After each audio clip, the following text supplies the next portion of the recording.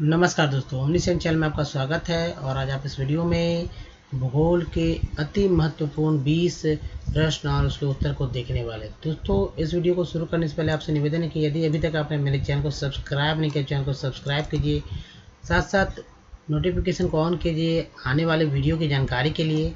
और वीडियो पसंद है तो लाइक जरूर करिए दोस्तों, क्योंकि लाइक करने से वीडियो की गुणवत्ता के बारे में पता चलता है। और सभी से अपने जो मित्र हैं, सगे संबंधी हैं, जो सहपाठी हैं, उन सभी के बीच में इस वीडियो को शेयर कीजिए ताकि उन्हें भी इस तरह के प्रश्नों से अवगत होने का मौका मिल सके। तो आइए शुरू करते हैं टॉप 20 भूगोल।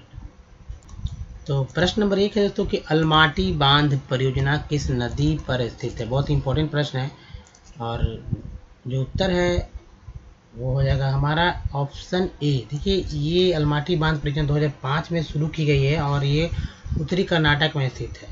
नेक्स्ट प्रश्न है प्रश्न नंबर 2 कि भारत का सबसे बड़ा नमक उत्पादक राज्य कौन सा है। बहुत ही इंपॉर्टेंट प्रश्न ये भी है और उत्तर है ऑप्शन बी हो जाएगा, यानी ख, गुजरात। देखिए, भारत में प्रति वर्ष 160 लाख टन नमक का उत्पादन किया जाता है। भारत विश्व का तीसरा सबसे बड़ा नमक उत्पादक देश भी है।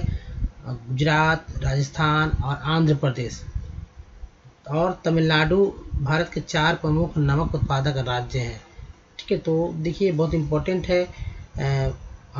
साउथ इंडिया में 2 है, आंध्र प्रदेश और तमिलनाडु, और पश्चिम भारत में 2 है, गुजरात और राजस्थान। ये 4 प्रमुख नमक उत्पादक राज्य हैं। उड़ीसा में भी गंजम जो है पूरी है, और बालासोर में लगभग 30,000 टन नमक का उत्पादन भी होता है।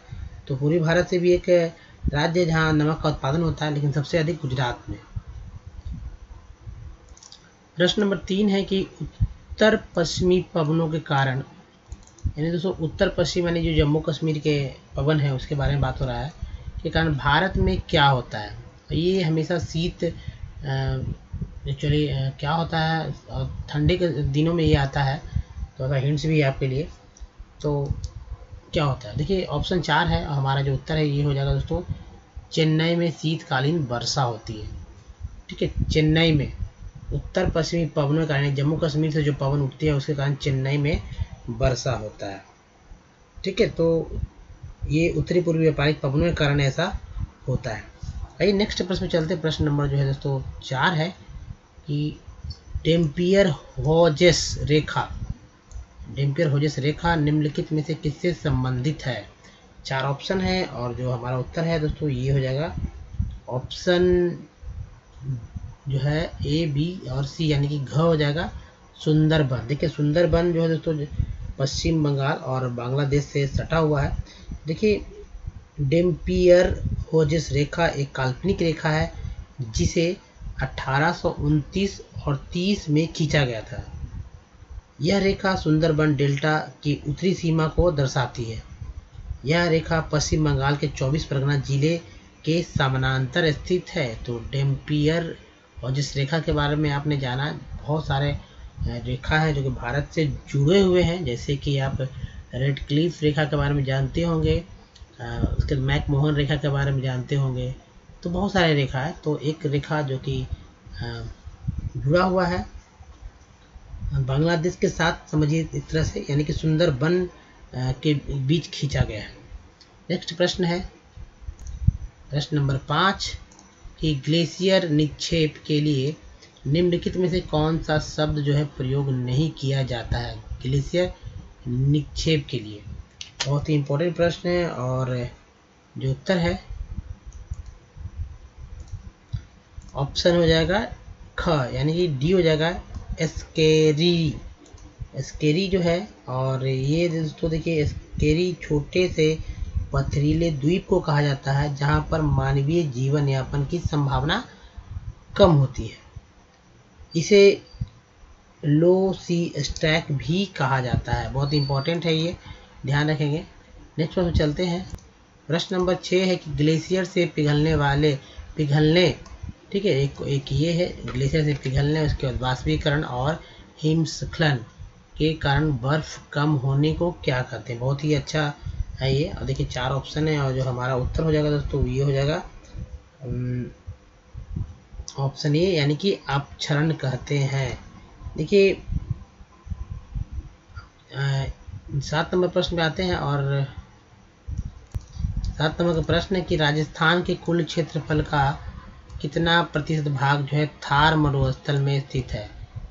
यानी थार मरुस्थल में कितना प्रतिशत भाग जो है राजस्थान का कुल क्षेत्रफल घेरता है। देखिए जो उत्तर है दोस्तों ये हम हो जाएगा ऑप्शन सी यानी कि ग, जो कि 60% है। देखिए थार मरुस्थल विश्व का 10वां सबसे बड़ा मरुस्थल है।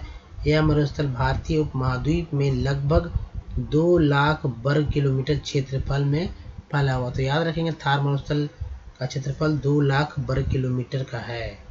ठीक है, तो राजस्थान के कुल क्षेत्रफल का 60% हिस्सा थार मरुस्थल में स्थित है। नेक्स्ट प्रश्न है प्रश्न नंबर 8 के निम्नलिखित में से किस वायु में वृक्ष नहीं यानी कि पेड़ जो है नहीं है। और दोस्तों यानी कि कहीं पे पेड़ नहीं है और ये उत्तर हो जाएगा ऑप्शन बी यानी कि टुंड्रा। टुंड्रा क्षेत्र उत्तरी ध्रुव के समीप स्थित है और इस स्थान पर जलवायु अत्यधिक शीत होने के कारण यहाँ पर सीमित संख्या में ही वनस्पति उपलब्ध हैं। नेक्स्ट प्रश्न पे चलते हैं। प्रश्न नंबर 9 है कि नोहकलियाई झरना किस प्रदेश में स्थित है। 4 ऑप्शन है दोस्तों और जो हमारा उत्तर है ये हो जाएगा ऑप्शन डी यानी कि मेघालय।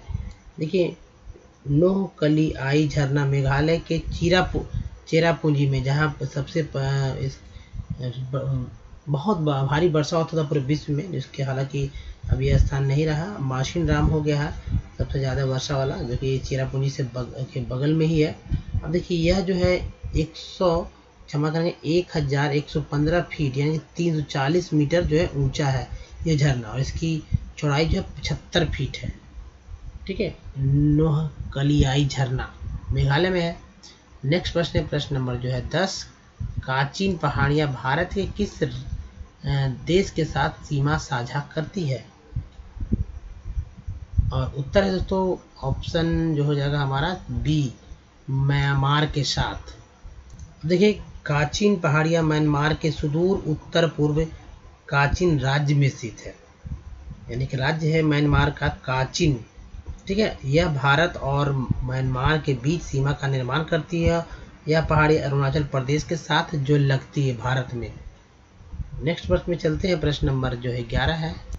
प्रश्न नंबर 11 है कि बिना ऑक्सीजन आपूर्ति के माउंट एवरेस्ट की चढ़ाई करने वाले पहले व्यक्ति कौन। देखिए माउंट एवरेस्ट नेपाल में है, नेपाल के उत्तरी भाग में यानी उत्तरी नेपाल में कहा जा सकता है।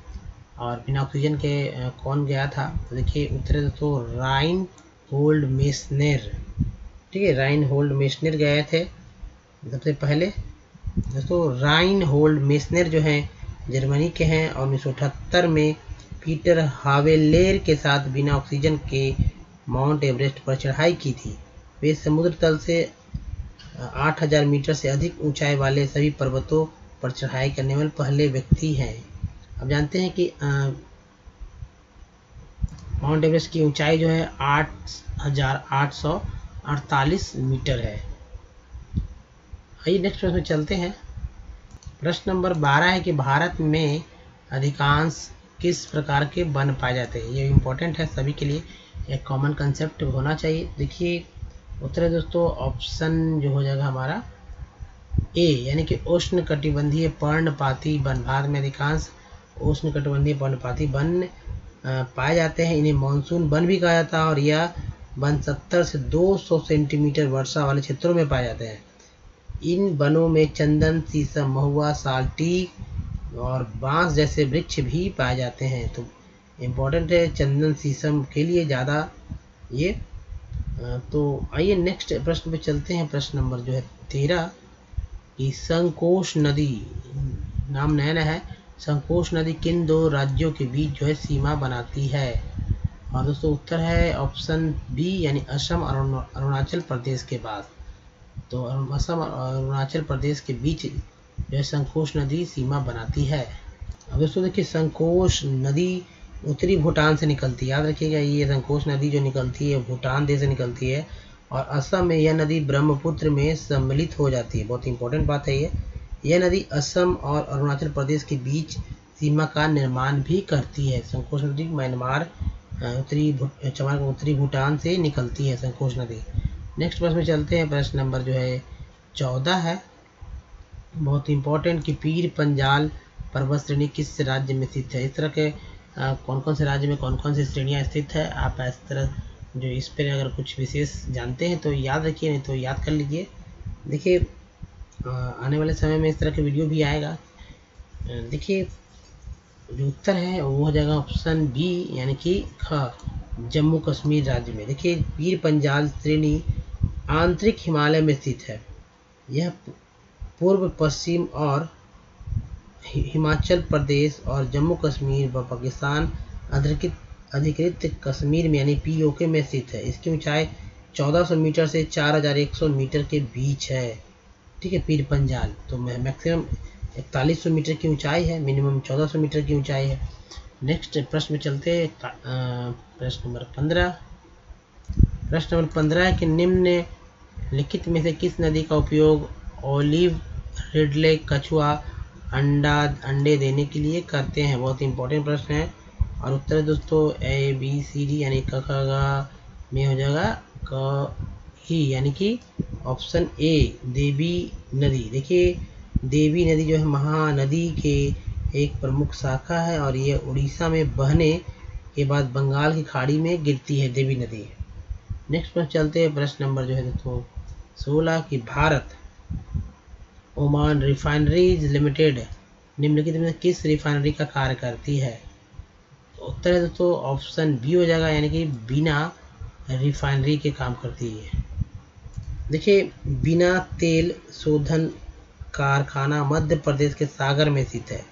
इस तेल शोधन की स्थापना 2011 में भारत ओमान रिफाइनरीज लिमिटेड ने की थी।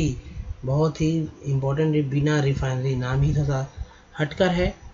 प्रश्न नंबर 17 है दोस्तों कि भार चुक्की प्रपात बहुत इंपॉर्टेंट है, किस राज्य में स्थित है।